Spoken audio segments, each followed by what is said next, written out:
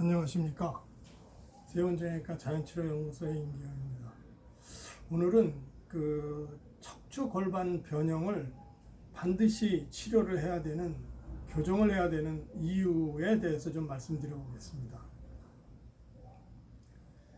척추 골반의 변형은 선천적인 원인하고 후천적인 원인으로 나누어 볼 수 있겠습니다. 선천적인 원인은 유전적인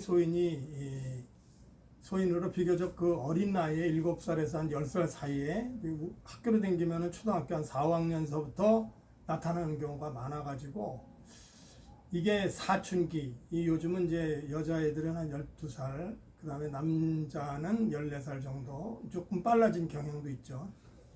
이때 굉장히 빠른 속도로 진행이 됩니다. 그래서 이제 2차 성징이 끝나는 17, 8세가 되면은 더블 S 커브가 완성이 되면서 변화의 속도가 급격하게 저하됩니다. 그래서 이때쯤 되면은 척추 골반의 변형이 어느 정도까지 형성이 되어 있느냐라고, 그 이후에는 심해지는 정도가 거의 아주 완만하기 때문에 더 심해지진 않습니다.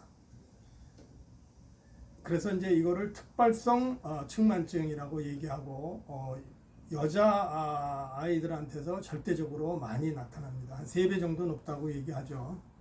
그 다음에 후천적인 원인은 대체로 허리에서 나타나는 질병, 대부분은 디스크, 즉 요추간판 탈출증 등에 의해서 통증이 있게 되니까 어떤 변형을 통해서 그 통증을 극복하려고 하는 어떤 변형이 속발이 돼서 그것이 장기간 지속되면서 근육의 편ян성이 나타나기 때문에 요추, 심지어는 흉추 같은 데까지도 변형이 나타나게 되고, 이런 경우에는 골반의 변형이 동반되는 경우가 대부분입니다. 특발성 측만증, 어린애들에서 나타나는 측만증은 대체적으로 골반의 변형이 심하게 나타나는 경우는 드문데 후천적인 원인으로 인해서 나타나는 경우는 골반 관절, 천장관절에 문제가 동반되는 경우가 많기 때문에 반드시 골반의 변형이 동반됩니다.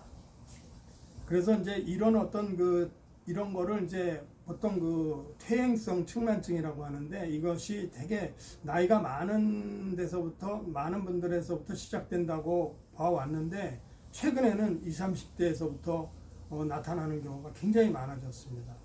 그 원인은 여러 가지가 있겠지만은, 제가 생각할 때는 요즘 젊은이들은 우선 걷는 시간이라든지 운동 시간, 그러니까 제가 얘기하는 운동이라는 것은 스트레칭을 통해 가지고 좌우 관절 또는 근육의 바란스가 조금 활발하게 이루어지는 그런 운동을 얘기하기 때문에, 이런 운동 시간이 절대량이 부족한 게 굉장히 중요한 원인이 되지 않겠느냐, 그렇게 생각합니다. 문제는 이런 측만증이 인체의 전체 구조적 변형으로 발전하면서 척추 골반의 관절 기능을 떨어뜨리고, 또 이것이 조기에 관절염까지도 유발시키기 때문에 특히 퇴행성 측만증은 연관되어 있는 그런 관절에까지도 문제를 유발시킵니다. 그래서 경추에서는 어깨에 문제가 있게 되고, 그 다음에 요추와 골반 부위에서는 무릎, 발목, 발까지 반드시 영향을 미치게 되기 때문에, 예를 들면은 오십견이라든지 동결견이라든지 그런 것들이 젊은 나이에 있다라고 하면 거의 대부분 목 디스크, 경추 부분에 문제가 동반되고 있는 경우가 많고, 그 다음에 무릎이라든지 발목이 자주 문제가 생긴다든지 특별하게 다치거나 이러지도 않았는데, 그런 경우에는 거의 대부분 골반, 나가서는 허리에 요추에 문제가 있는 경우가 대부분입니다.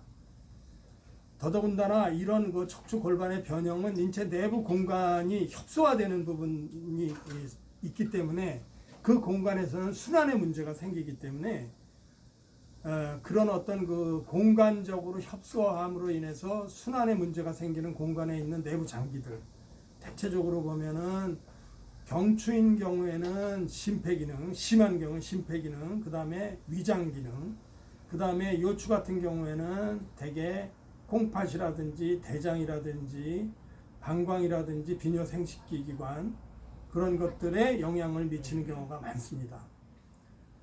그렇기 때문에 이러한 내부 장기까지도 문제가 되기 때문에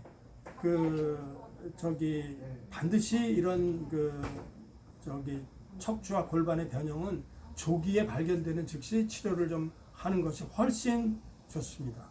여기에 측만증을 유발시키는 선천적 원인 중에는 반구성이라고 하는 것이 있습니다. 이게 이제 영어로 얘기하면 헤미스페리스티인데 이게 뭘 얘기해 주냐면 좌뇌하고 우뇌가 어느 한쪽에 편향성이 나타난다는 겁니다. 여러분들이 많이 아시다시피 좌뇌는 수리학적이고 분석적이고 그 다음에 우뇌는 통합적이고 굉장히 감성적인 그런 특징을 가지고 있는데 이런 것이 어느 정도 밸런스를 유지해야 우리가 그 인성이라든지 인격적으로 아주 그 안정감 있는 스테이블한 그러한 그 성격을 갖추게 되는데 이런 헤미스페리스티의 차이가 있는 이런 측만증 같은 거 특히 특발성 측만증 같은 경우는 이 특이성의 차이가 있기 때문에 감성적으로 굉장히 불안정한 그런 사람들이 많습니다. 나이가 먹어서도 문제가 되겠죠. 그렇기 때문에 이런 부분들에 대해서는 반드시 치료를 좀 해줘야 된다는 그런 문제가 나타나게 됩니다.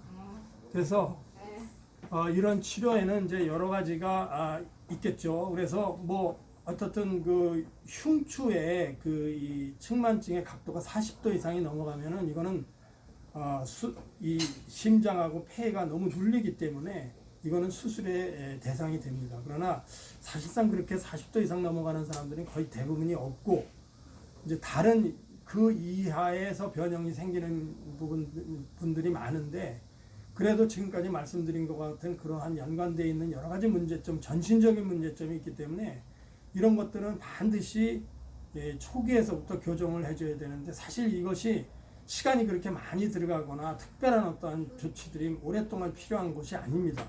초기에 저 같은 경우는 한 2, 3주 정도 치료해가지고 저희 치료에 어느 정도 반응하는지를 봐가지고 그 후에 한 달에 한 번, 뭐 2달에 한 번 또는 뭐 6개월에 한 번 이런 식으로 팔로우업 하면서 주로 운동 프로그램을 중심으로 해가지고 저희는 그런 운동 프로그램이 있으니까 그런 그 토탈 밸런스 엑서사이즈 전신 균형 운동 아주 굉장히 중요하죠.